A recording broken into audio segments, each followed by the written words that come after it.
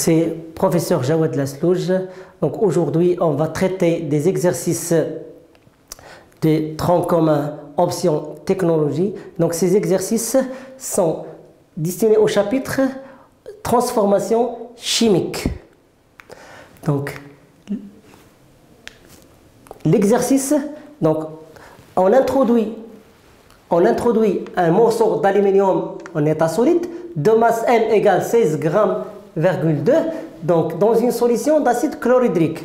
Donc la solution d'acide chlorhydrique, c'est la présence des ions H plus et Cl moins. De concentration, C égale 0,24 mol par litre et de volume, V est égal à 1 litre.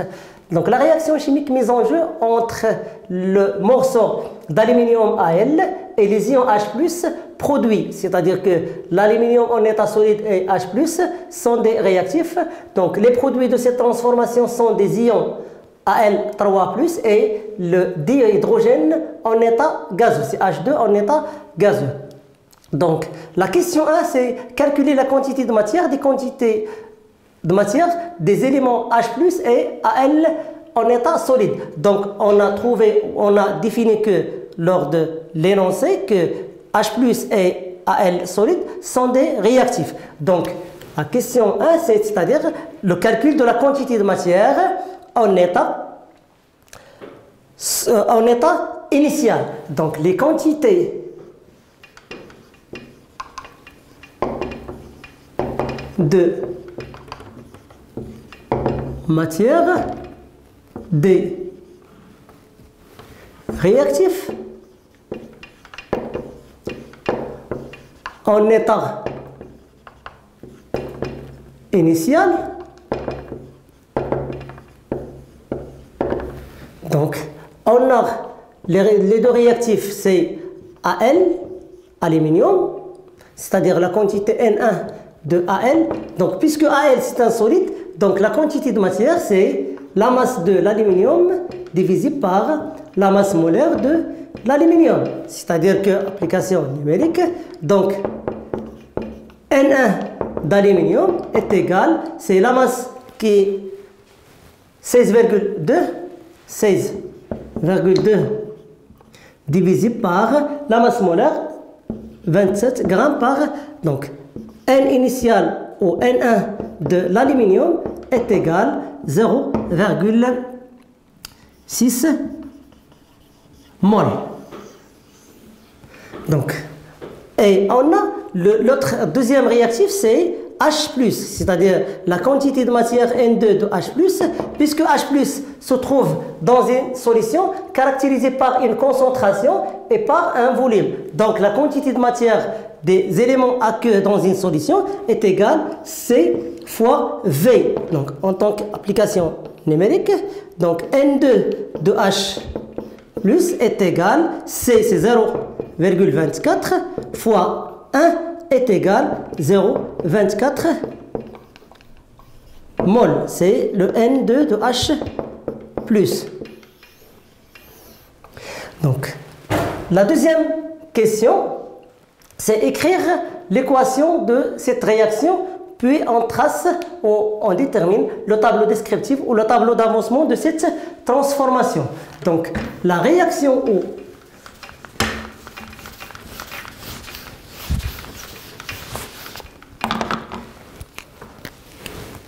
de l'équation de la réaction mise en jeu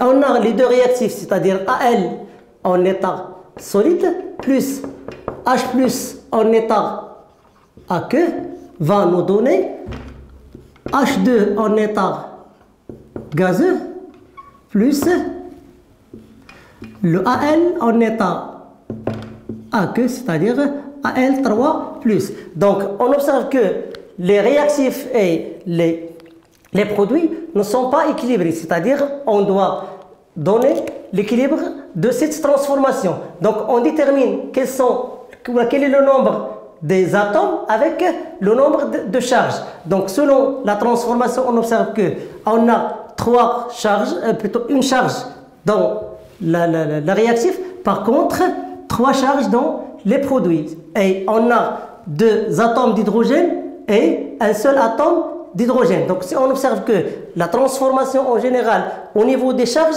il n'y a pas d'équilibre au niveau de charge électrique. Et en même temps, on n'a pas d'équilibre au niveau du nombre d'atomes. C'est-à-dire que la conservation de charge au niveau des réactifs et des produits est la même chose pour la conservation des éléments ou des atomes constituant soit les réactifs ou les produits ne sont pas équilibrés. C'est-à-dire on doit faire l'équilibre. Donc l'équilibre dans ce cas, on doit multiplier fois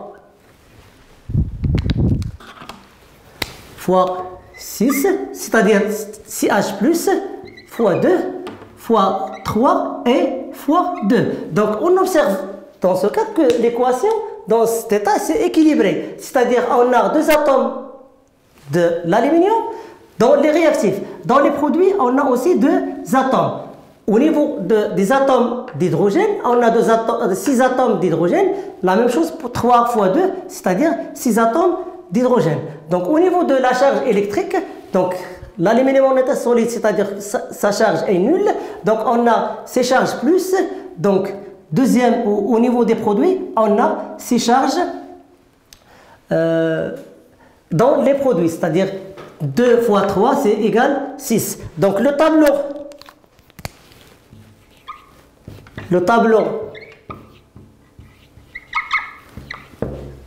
d'avancement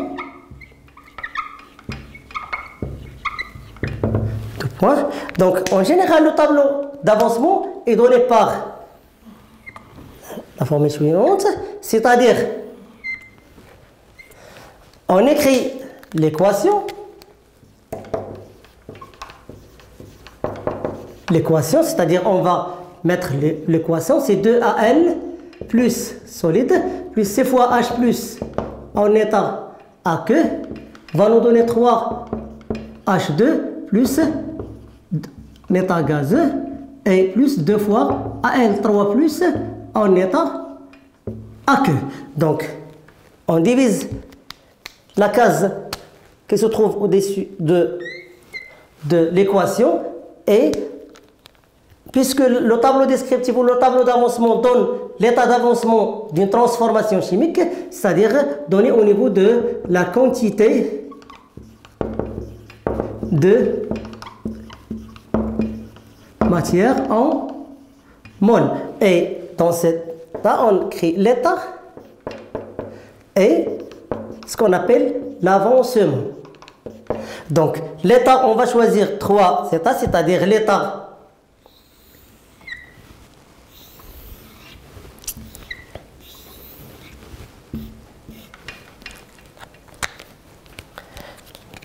initial, l'état intermédiaire et l'état final. Donc l'état initial caractérisé par un avancement égal 0, l'état intermédiaire caractérisé par l'avancement x et l'état final caractérisé par l'avancement x max. Donc on divise le tableau descriptif selon le nombre des réactifs et des produits.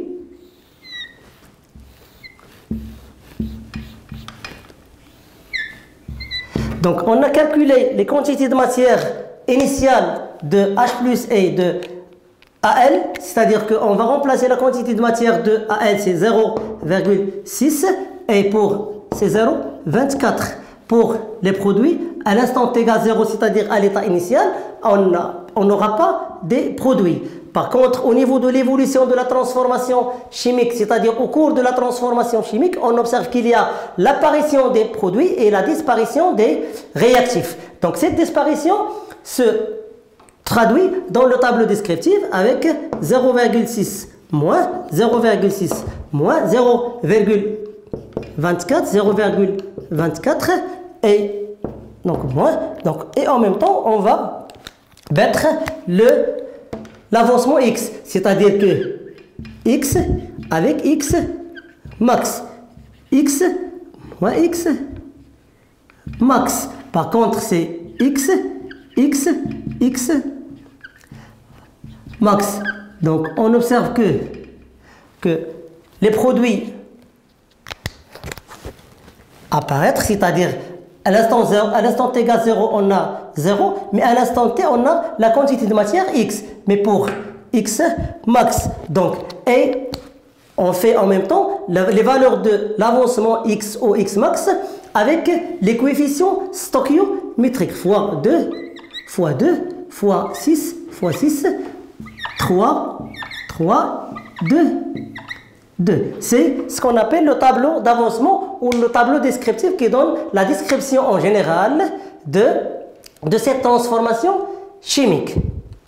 Donc la question 3 est destinée pour déterminer la valeur de x max, c'est-à-dire l'avancement maximal, puis en déduire quel est le réactif limitant. Donc la détermination de la valeur de x max en général et quel est le réactif limitant, on doit supposer. On a deux réactifs, c'est-à-dire on a le réactif AL en état solide et le H+ en état aqueux. Donc la question 3, donc on suppose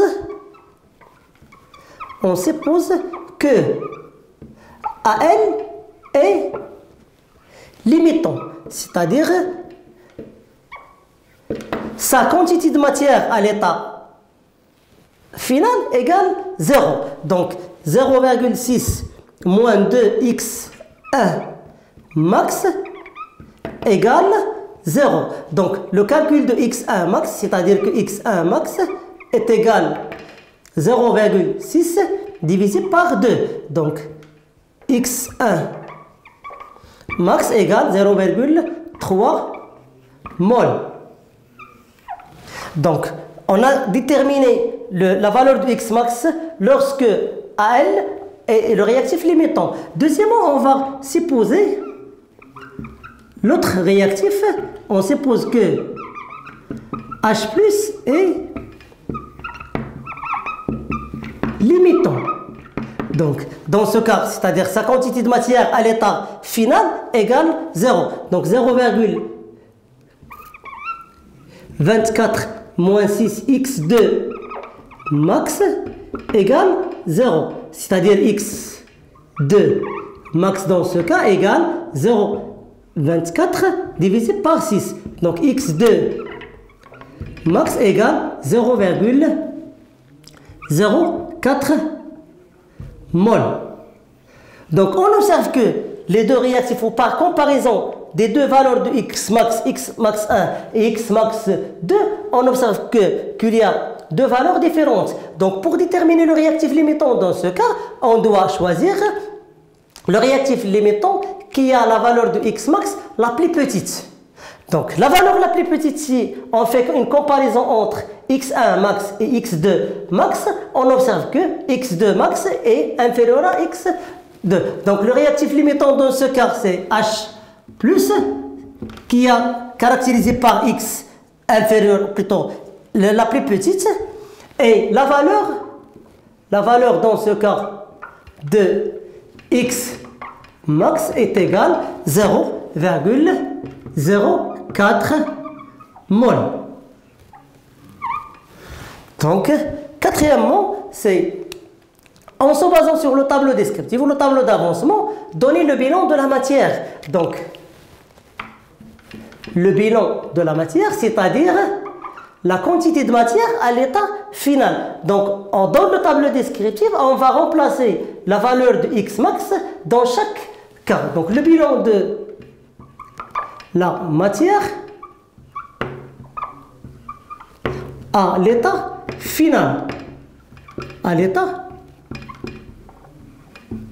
final. C'est-à-dire que n final de AL, n final de H+, n final de H2 et le n final de AL3+. Le n égale le n final de AL3+. Donc, ce qu'on appelle le bilan de la quantité de matière, c'est-à-dire la quantité de matière à l'état final. Donc, on a parlé que le réactif limitant c'est H+, c'est-à-dire que sa quantité de matière à l'état final sera nulle, c'est-à-dire égale 0 dans ce cas. Donc, n c'est 0,24 moins 6 fois la valeur de x max 0,04. Donc égale 0. C'est-à-dire que sa quantité de matière devient une valeur nulle à l'état final. Par contre, l'aluminium, c'est 0,6 moins 2 fois 0,04 égale 0,52 mol. Donc NH2, c'est-à-dire on va remplacer la valeur de X max par sa valeur précédente, c'est-à-dire égale 3 fois 0,04 égale 0,12 mol. Et l'aluminium égale 2 fois 0,04, c'est-à-dire égale 0,08 mol. Donc on observe qu'il y a la disparition de l'un des réactifs totalement. Donc cette disparition traduite par le réactif les métaux, mais au cours de la transformation, on observe qu'il y a une formation de H2, c'est-à-dire de l'état initial égale 0, vers l'état final égale 0,12 mol. La même chose pour l'aluminium en état aqueux, c'est-à-dire Al3+. Donc, cinquièmement, c'est en déduire le volume de H2 formé lors de cette transformation. Donc, au cours de cette transformation, surtout au niveau de l'état final, on observe qu'il y a la formation de H2. Donc le volume de H2. Donc en général, on a la quantité de matière d'un gaz, la quantité de matière N finale de H2 est égale, la quantité de matière d'un gaz est égale le volume final de H2 divisé par le volume molaire. Donc, le volume final de H2 est égal, c'est la quantité de matière de H2 fois le volume molaire. Donc, application numérique. Donc, le volume final de H2 est égal, la quantité de matière à l'état final, c'est 0,12 fois le volume molaire donné dans l'énoncé est égal 24 mol par litre, pardon, par mol.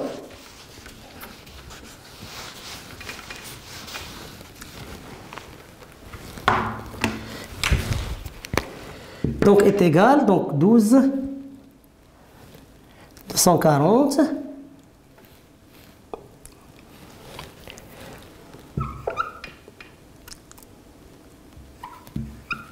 fois 10 à la puissance moins 2 litres, c'est-à-dire 2,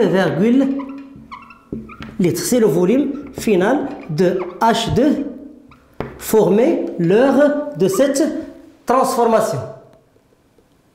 Après le traitement de cet exercice, donc je vous souhaite bonne chance à la prochaine séance, Inch'Allah.